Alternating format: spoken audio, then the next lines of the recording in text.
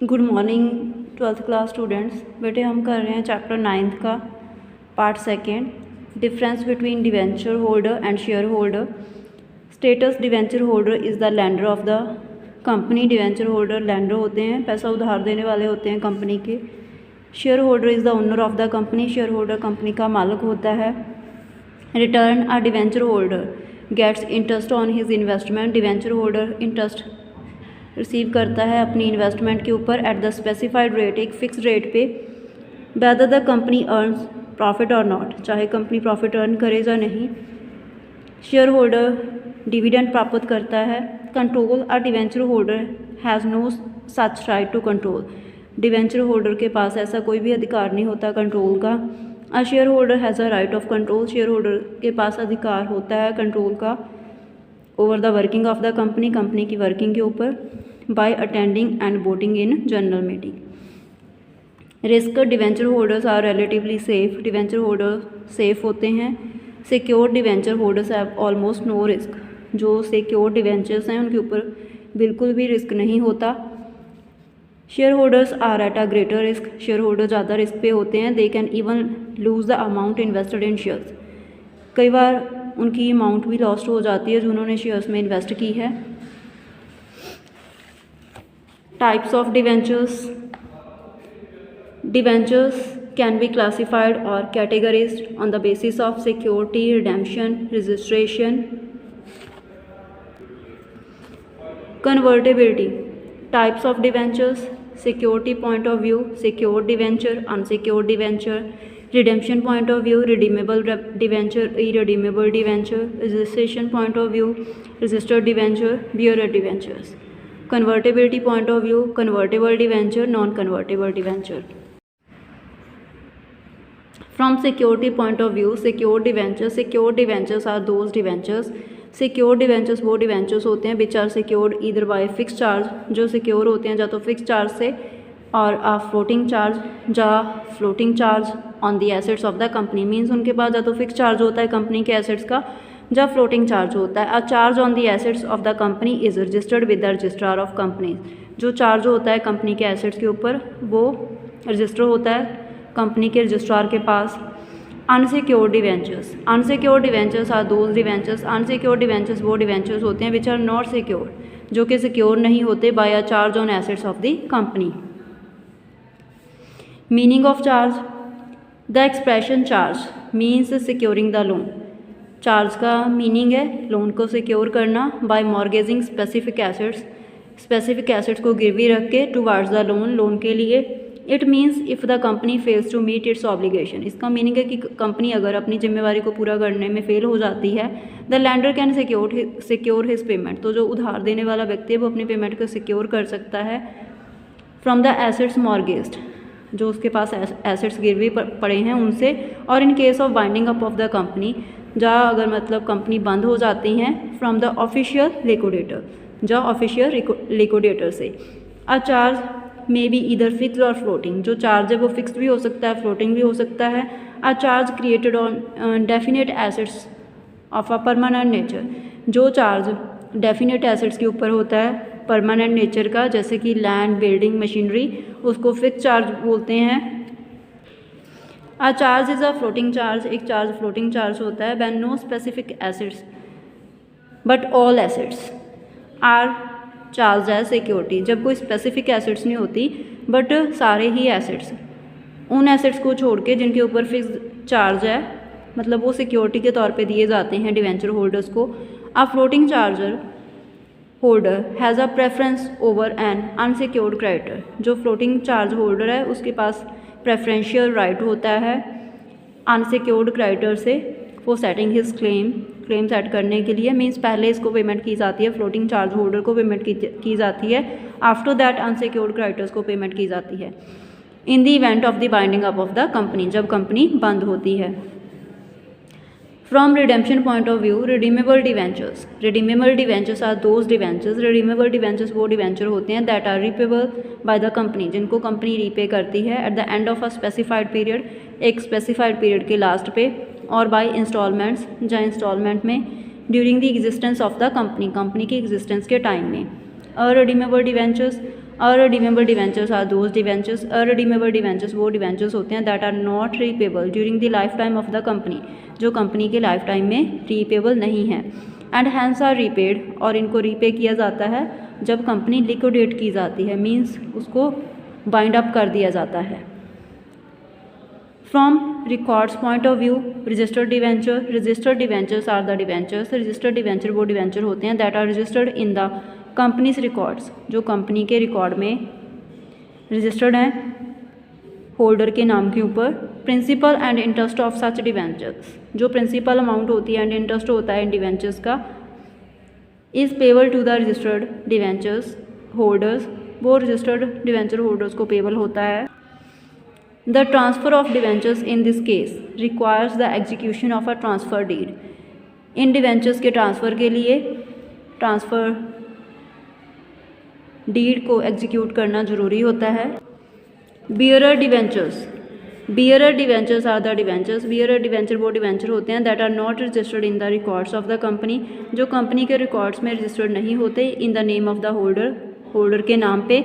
These debentures are transferable by mere delivery, इन debentures को transfer किया जा सकता है जस्ट डिलीवरी से। Interest is paid to the person who produce coupon attach to the debentures, interest उस person को दिया जाता है जो कूपन से शो करता है डिवेंचर से अटैच्ड।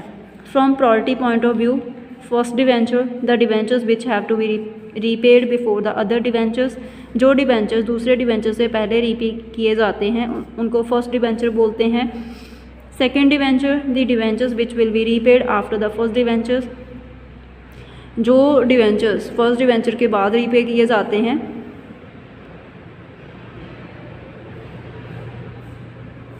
या जिनको रिडीम किया जाता है फर्स्ट डिवेंचर के बाद, उनको सेकेंड डिवेंचर बोलते हैं। From the point of view of coupon rate, specific coupon rate debentures, these debentures are issued with a specified rate of interest, जे डिवेंचर इशू किए जाते हैं स्पेसिफाइड रेट ऑफ इंटरेस्ट के साथ, जिसको कूपन रेट बोला जाता है। एग्जांपल के तौर पे 10% डिवेंचर्स। द स्पेसिफाइड रेट में ईदर भी फिक्स्ड और फ्लोटिंग, जो स्पेसिफाइड रेट होता है वो फिक्स भी हो सकता है, फ्लोटिंग भी हो सकता है। The floating interest rate is usually linked with the bank rate, जो फ्लोटिंग इंटरेस्ट रेट है वो बैंक रेट के साथ संबंधित होता है। Zero coupon rate debentures, these debentures don't carry a specific rate of interest, इनके ऊपर कोई स्पेसिफिक रेट ऑफ इंटरेस्ट नहीं होता।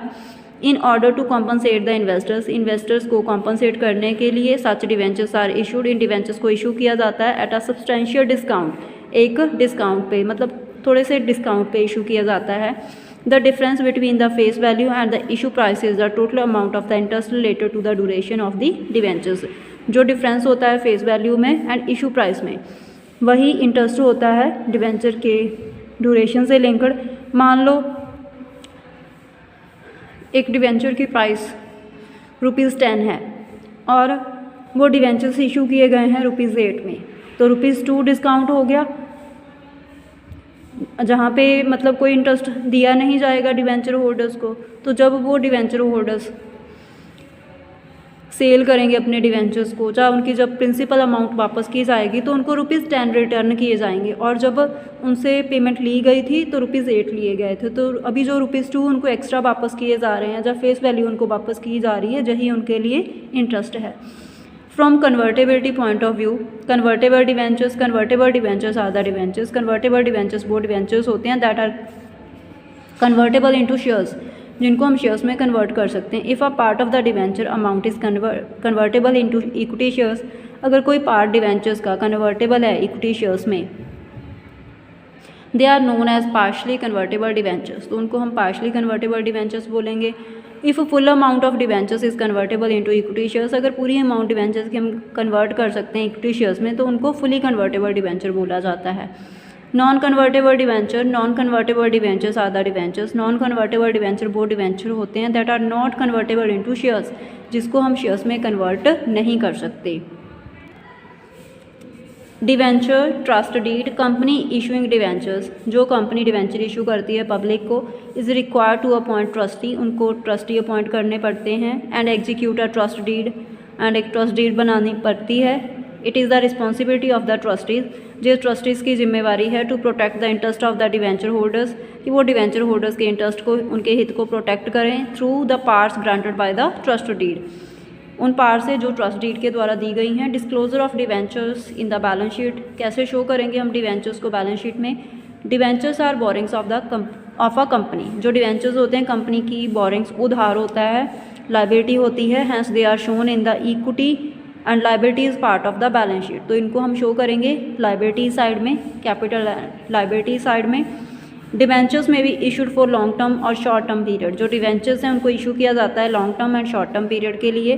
तस they are shown as either long term borrowings, तो इनको हम शो कर सकते हैं लॉन्ग टर्म बोरिंग्स के तौर पे under the head non current liabilities, non current liabilities में, और short term borrowings under the head current liabilities which depends on the tenure of the debenture, means time पे depend करता है वो debentures के from the date of their issue.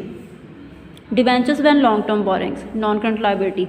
Debentures are classified shown in the balance sheet under the main head non-current liabilities and subhead long-term borrowings when they are due for redemption after 12 months। मतलब वो debentures जिनको हमने repay करना है 12 month के बाद, उनको हम नॉन करंट लाइबिलिटीज़ में इंक्लूड करेंगे। The date of balance sheet और after the period of operating cycle, मतलब बैलेंस शीट की डेट के बाद, जो ऑपरेटिंग साइकिल के बाद। If the operating cycle period is more than 12 months, अगर ऑपरेटिंग साइकिल पीरियड आपका 12 मंथ से ज़्यादा है। Whether debentures are long term borrowings और short term borrowings, it is determined on the date of issue of debentures. आपके जो debentures हैं वो लॉन्ग टर्म बोरिंग्स हैं या शॉर्ट टर्म बोरिंग्स हैं, जो हम डिटरमाइन कर सकते हैं उनके डेट से, इशू डेट से, उनके रिडेम्पशन पीरियड तक। For example, Nirula Limited has 10,000 9% debentures of 100 each, redeemable on 31st March 2026. The period of operating cycle is 24 months. Operating cycle 24 months का है. In the balance sheet as at 31st March 2020, such debentures will be shown as long-term borrowings under the head non-current liabilities because they are redeemable after 31st March 2021. Means 12 months after the date of a balance sheet, and also 31st March 2020 after the period of operating cycle, 24 months after the date of a balance sheet. In the balance sheet they are shown as follows. Nirula Limited balance sheet as at 31st March 2020, relevant part only, means जिसकी ज़रूरत है वही show करेंगे। Equity and liabilities, non current liabilities, long term borings 10 lakh, 10,000 into 100. Note to account, long term borrowings 10,000 9% debentures of 100 each 10 lakh. If the question is silent, debentures should be taken to be non current liability। अगर question में कुछ भी नहीं बताया गया, जब आपको question read करके कुछ नहीं पता चल रहा, मतलब दैट मीन कोई इन्फॉर्मेशन नहीं है, तो हम डिवेंचर्स को नॉन करंट लाइबिलिटी मानेंगे और उसको लॉन्ग टर्म बोरिंग्स में शो करेंगे। Important note, unless the question requires otherwise, debentures are shown as long term borrowings under the head non current liabilities. Debentures when short term borrowings current liability. Debentures are classified, debentures को हम classify करते हैं shown in the balance sheet, इनको balance sheet में हम show करते हैं under the head current liabilities, current liabilities के हेड में, एंड सब head short term borrowings when they are due for redemption, जब वो ड्यू है रिडेम्पशन के लिए विद इन 12 मंथ्स, 12 मंथ में from the date of balance sheet और within the period of operating cycle. If the operating cycle period is more than 12 months, अगर operating cycle हमारा 12 month से ज़्यादा है। Whether debentures are short term borrowings, क्या हमारे debentures short term borrowings हैं या लॉन्ग टर्म बोरिंग्स हैं। इट इज़ डिटरमाइंड, इसको हम डिटरमाइन करेंगे on the date of issue of debentures. For example, if 10,000 9% debentures of 100 each are issued on 1st April 2019, redeemable on 31st January 2021।